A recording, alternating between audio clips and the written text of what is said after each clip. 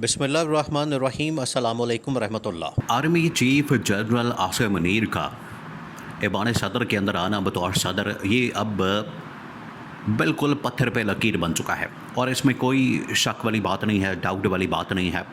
क्योंकि पहले ये मामला देखें, ये पिछले 1 साल से इसके ऊपर बात हो रही है। ये मामला 1 साल से चल रहा है।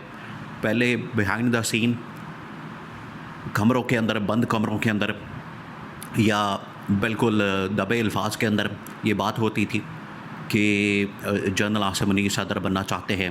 इंटरनेशनल लेवल के ऊपर जब वो ऑपरेट करते हैं, बात करते हैं, इंटरनेशनल लेवल के ऊपर आते हैं, जाते हैं, तो ये बिल्कुल वाज़ेह हो गया था। क्योंकि जब पाकिस्तान और इंडिया के दरमियान जंग हुई, वो जो जंग थी असल में वो टर्निंग पॉइंट थी। और उस टर्निंग पॉइंट के अंदर पाकिस्तान में अगर सबसे ज़्यादा किसी ने फ़ायदा हासिल किया, बेनिफिट हासिल किया, उसमें नो डाउट कि पाकिस्तान की फ़ौज का, पाकिस्तान की एयर फोर्स का, पाकिस्तान की नेवी का, वो तमाम के तमाम फोर्सेस का जो किरदार है बड़ा ज़बरदस्त रहा, बड़ा अहम रहा। लेकिन वो ज़ाहिरी बात है, इस बात की रिस्पॉन्सिबिलिटी उनके कंधों पर है, उनकी जो जिम्मेदारी है। वो इसी वजह से पैसे लेते हैं, वो इसी वजह से ट्रेनिंग हासिल करते हैं, वो इसी वजह से आवाम के टैक्सों के ऊपर चलते हैं।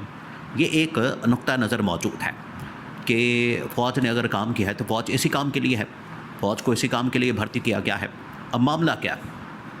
मामला ये कि जब ये जंग शुरू हो गई तो उसके बाद जनरल आसिम ने अपने आप को पहले तो एक फील्ड मार्शल के तौर पर अपॉइंट करवा लिया। फील्ड मार्शल के तौर पर उन्होंने वहाँ पर प्रमोशन करवा ली, तरक्की करवा ली, तो वो 5 स्टार जनरल बन गए। पर उसके बाद सेकंड उन्होंने क्या किया कि तमाम के तमाम जितनी भी फोर्सेस हैं पाकिस्तान के अंदर, वो चाहे आर्मी है, नेवी है, एयर फोर्स है, उनकी कमांड भी उन्होंने हासिल कर ली। उसके भी वो कमांडर बन गए, उसके भी चीफ बन गए। नंबर 3 उन्होंने जो काम किया, उसके बाद उन्होंने असल में नज़र रख ली ऐवान सदर की तरफ और ऐवान सदर को निशाने पर रख लिया। और उसकी पहली झलक तब नज़र आई जब उन्होंने ईरान का दौरा किया, किसी दूसरे मुल्क का दौरा किया। तो उस दौरे के दौरान शहबाज शरीफ फ्रंट के ऊपर बैठता था, शहबाज शरीफ बतौर सरबराह ममलकत ऑपरेट करता था, जबकि जनरल आसिम 4-5वें नंबर के ऊपर जाके बैठते थे। ये उनके लिए बड़ा परेशान कुन लम्हा था, ये उनके लिए बड़ा मसला था। तो उस वक्त से ही इसके ऊपर डिबेट, इसके ऊपर डिस्कशन, इसके ऊपर बातचीत, इसके ऊपर मैसेजिंग और इसके ऊपर सारी कम्युनिकेशन शुरू हो गई थी।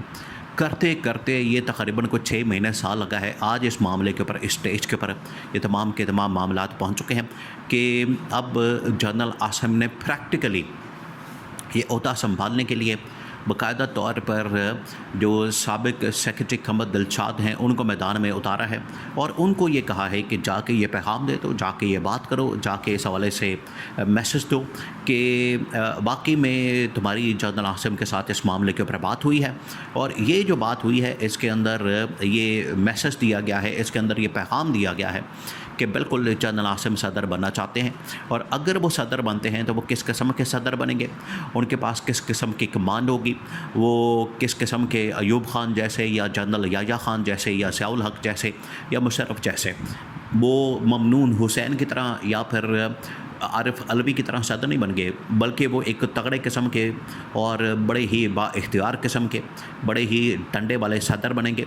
ये बाकायदा उन्होंने मशवरा, ये कमर दिलशाद का जो मशवरा है ये उन तक पहुंचा और इसके बाद उन्होंने इसके ऊपर इनकार नहीं किया। इसके ऊपर इसका मतलब है कि उनका पॉजिटिव रिस्पांस है। उसी पॉजिटिव रिस्पांस की वजह से ये ख़बर मार्केट के अंदर आ गई और उन्होंने आके ये बात करनी शुरू कर दी कि बिल्कुल मैंने जनरल आसिम को कहा है और वो इस हवाले से तैयार है। ये उन्होंने बात कर दी, उन्होंने बता दिया, इनकी कंसेंट आ गई जनरल आसिम की सदर बनने की।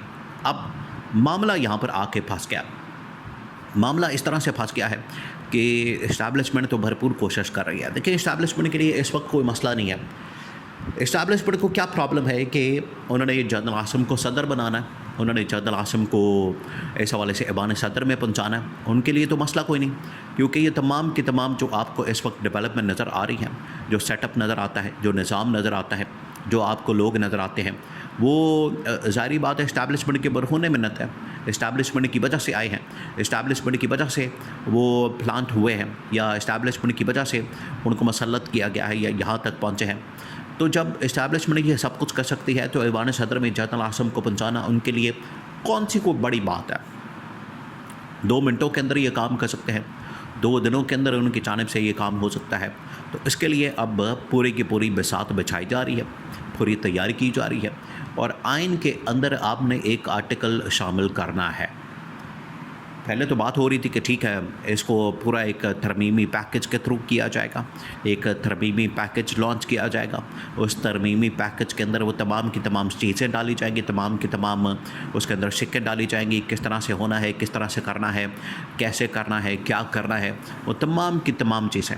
लेकिन बाद में खमद दिलशाद ने, जो कि आइन और क़ानून के ऊपर एक माहिर भी समझे जाते हैं, उनके पास ये इस हवाले से आइन के अंदर तब्दीली करनी है, कैसे करनी है, कब करनी है, क्या करनी है, अगर एक आर्टिकल शामिल करेंगे तो उसका फ़ायदा क्या होगा, नुकसान क्या होगा, ये खमद दिलशाद को सारी कहानी पता है।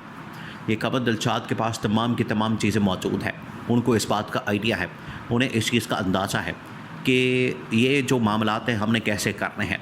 तो उन्होंने ये सिर्फ कहा है कि एक आर्टिकल आपने सिर्फ डालना है अंदर आइन के अंदर, कानून के अंदर, वो भी 245 जो आर्टिकल है उसके अंदर आपने बुनियादी चेंज करना है, तो क्वालिफाई कर देंगे जनरल आसम यूनिफॉर्म के अंदर सदर बनने के लिए। अब ये जो बात आ गई है उसके बाद पीपल्स पार्टी भरपूर तरीके से रजिस्ट कर रही है और इनके रेजिस्टेंस का कोई फ़ायदा नहीं होने वाला। ये भी आपने बात जहन में रखनी है। ये जितनी मर्ज़ी रेजिस्टेंस करें, आगे आके बयानात दें, बिलावल चाहे मैदान के अंदर आ जाए, आसिफ ज़रदारी मैदान के अंदर आ जाए, ये जितनी मर्ज़ी रेजिस्टेंस करके देख लें, लेकिन इनके पास सपोर्ट ही कोई नहीं। इनके पास ना पॉलिटिकल पार्टीज़ की सपोर्ट है, ना आपस में इनका एका है, ना आपस में ये एक इत्तेहाद के ऊपर कायम है, ना आपस में इनके मामलात ठीक है, ना आवाम की सपोर्ट है, ना आवाम की हिमायत है। तो इनके पल्ले क्या है, इनके पास क्या है? जब इनके पास कुछ है ही नहीं, जब इनके पास कोई बात ही नहीं है, जब इनके पास कोई सपोर्ट ही नहीं है, तो ये किस बुनियाद के ऊपर रेजिस्टेंस कर सकते हैं? रेजिस्टेंस होती है इमरान खान की तरह। जब वो रेजिस्टेंस कर रहा है, उसके ख़िलाफ़ इन लोगों ने क्या कुछ नहीं किया, उसकी पार्टी को ख़त्म करना, उसके लोगों को हटाना, उसकी लीडरशिप को फारिग करना, उसको पाबंद सलासल करना, उसके ऊपर केसेस मुकदमात करना, बनखड़त किस्म के, बेबुनियाद किस्म के। लेकिन इसके बावजूद इमरान खान रेजिस्टेंस कर रहा है और इमरान खान के पास आवाम की ताकत, आवाम की सपोर्ट, आवाम का वोट बैंक मौजूद है। इनके पास क्या? इनके पास ना आवाम की ताकत है, ना आवाम की सपोर्ट है, ना आवाम की हिमायत है, ना इनके पास अखलाकी ताकत है, ना सियासी ताकत है, ना इनके पास आइनी कानूनी ताकत है। तो इनकी रेजिस्टेंस बिल्कुल बेबुनियाद और जाली किस्म की इनकी रेजिस्टेंस होगी और फारिग हो जाएगी। और ये आप देखें, ये हफ़्ता, ये ईद से जो एक पहला हफ़्ता है, ये और अगला जो हफ़्ता है, ये इस हवाले से बड़ा क्रिटिकल होगा। और अब जो फ़ैसला हो गया है वो पत्थर पे लकीर है, ये बाकायदा प्रैक्टिकली इसके ऊपर इम्प्लीमेंटेशन का आगाज़ हो गया।